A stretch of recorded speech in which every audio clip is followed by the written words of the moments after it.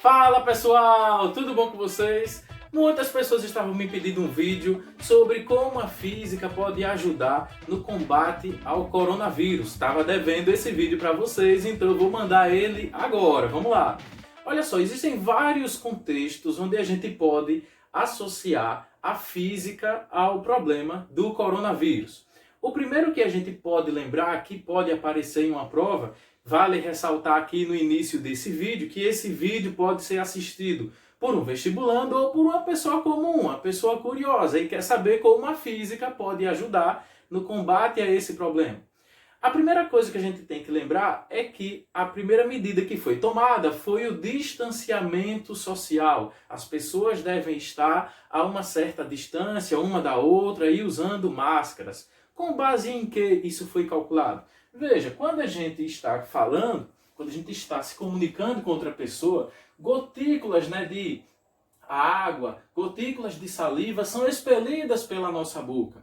Então a gente chega a uma conclusão que se a pessoa tiver 1,80 m de altura, se a pessoa tiver 1,80 m de altura, à medida que ela fala, essas gotículas atingem uma certa distância. Gotículas essas que podem conter alguns vírus, como o coronavírus, se a pessoa estiver infectada.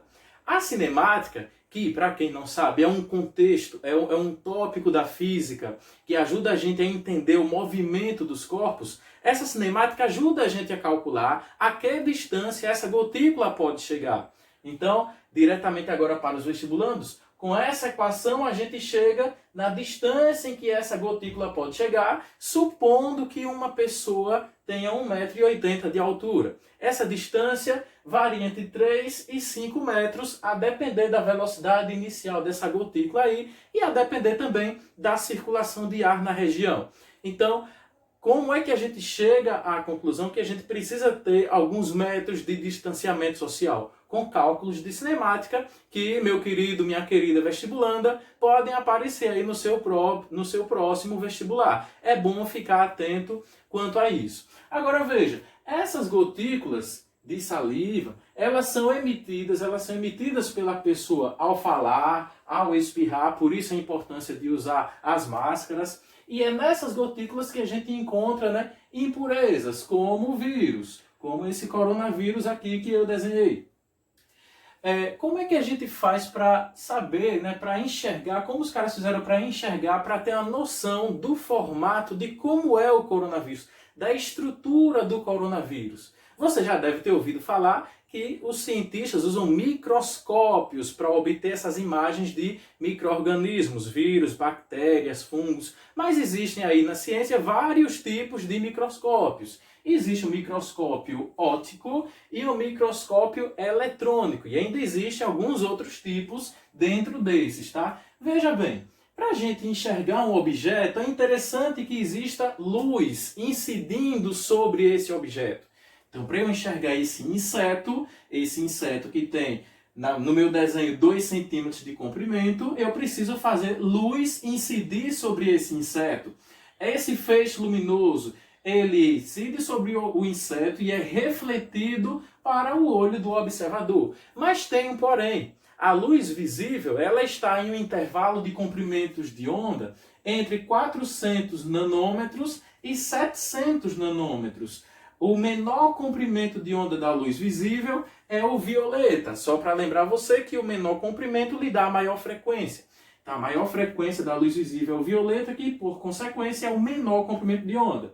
E o maior comprimento de onda é os 700 nanômetros. Então, esses são os comprimentos de onda da luz visível. E que para a gente conseguir enxergar um objeto, ao incidir luz nele, é importante que esse objeto, é imprescindível que esse objeto seja maior do que o comprimento de onda da luz que está incidindo sobre ele. Professor, como assim? Eu não estudo física, me explica isso daí melhor. Veja só, você é um curioso, você caiu aqui nesse vídeo e quer entender isso. A luz é uma onda que tem um certo comprimento, tem um certo tamanho entre suas cristas.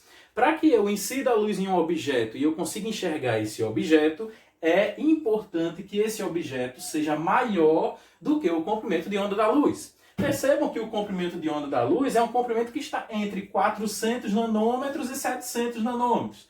todos os objetos ao nosso redor são bem maiores do que essa ordem em nanômetro. A cadeira, a mesa, a janela, um inseto. Então, como esses objetos são maiores que 400, são maiores que 700 nanômetros, né? Vamos pegar logo o maior comprimento de onda, incidindo luz visível sobre eles, eu consigo enxergá-los tranquilamente. O microscópio, que para enxergar esses micro-organismos utiliza a luz, é o microscópio óptico. O nome já diz, óptico vem de luz. Esse microscópio óptico, então, usa feixes luminosos para enxergar, para gerar uma imagem ampliada do objeto que você colocou aqui na amostra. Aqui está o observador, né, olhando a amostra através dessas lentes. Né? A lente que está próxima ao observador é a ocular, a lente que está próxima à amostra é a objetiva. Esse microscópio óptico usa um feixe luminoso, usa luz. Essa luz, ao atravessar a amostra e essas lentes, geram uma imagem maior dessa amostra e aí eu consigo ali saber a estrutura dos micro-organismos. Só que é o seguinte, o átomo tem um diâmetro de 0,2 nanômetros, um dos menores constituintes da matéria. O elétron, que é uma partícula que está no átomo, tem um diâmetro de 0,1 nanômetro. E o coronavírus tem um diâmetro que está aí entre 100 e 120 nanômetros. Já deu para você perceber, então, que como o coronavírus é menor do que a luz visível, o diâmetro do coronavírus, em média, é menor do que o comprimento de onda da luz visível, o microscópio óptico não serve para enxergar esse tipo de estrutura. Então eu precisaria usar um microscópio que conseguisse me gerar imagens de partículas, né, ainda menores, da ordem de 100 nanômetros. Os caras então tiveram uma brilhante ideia. Qual foi a ideia? Em vez de a gente incidir luz sobre esses objetos, luz que tem comprimento entre 400 e 700 nanômetros, vamos incidir elétrons sobre esses objetos. O elétron tem um diâmetro de 0,00001 nanômetro e quando ele incidir sobre uma estrutura que tem diâmetro maior do que a dele, ele vai gerar um padrão de imagens em um monitor.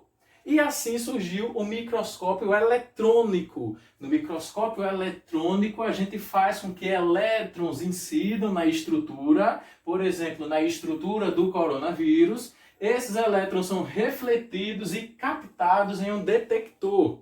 É bom ressaltar aqui que a própria estrutura também pode emitir alguns elétrons. Então, esses elétrons são captados por esse detector.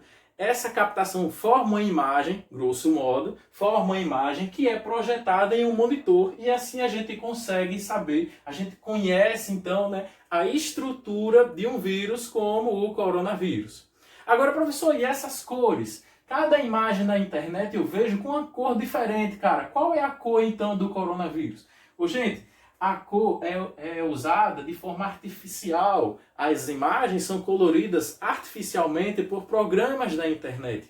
Vejam que o comprimento de onda da luz visível, né, de violeta até vermelho, a gente encontra todas aquelas cores do arco-íris. Veja que o comprimento de onda dessas cores é maior do que o comprimento de onda do vírus. Então não tem como eu dizer que o vírus tem cor. Todas essas imagens são coloridas artificialmente por meio de programas artificiais. Então aqui você já percebe, né, outras temáticas de física que as questões de vestibular podem trazer para você associadas ao coronavírus. A temática da ótica, do microscópio óptico e do microscópio eletrônico. Quando a gente fala de microscópios, a gente lembra que ele é um instrumento óptico formado por lentes e por associação de lentes. Então você, meu querido vestibulando, minha querida vestibulanda, tem que revisar aí nos seus estudos as associações de lentes. Aproveita e revisa também temas de óptica como refração,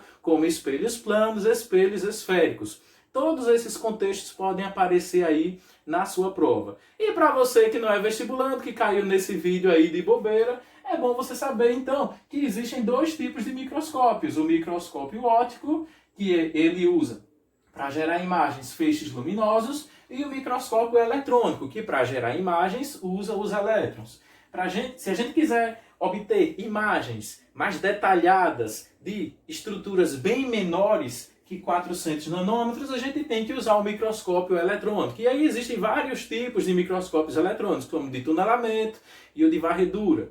Em Campinas, pessoal, aqui no Brasil, em Campinas, a gente tem o CNPEM, que é o Centro Nacional de Pesquisa em Energia e Materiais, que está construindo, que já construiu, na verdade, já está pronto o nosso novo acelerador de partículas, que é o Sirius, né? E ele é utilizado justamente para isso, né? São partículas, é como se fossem microscópios, grandes microscópios lá no laboratório, cada um funcionando com um comprimento diferente, e esses microscópios servem para captar imagens cada vez mais ampliadas de estruturas cada vez menores até do que o coronavírus que a gente está estudando aqui. É pesquisa e ciência de ponta desenvolvida pelo Brasil.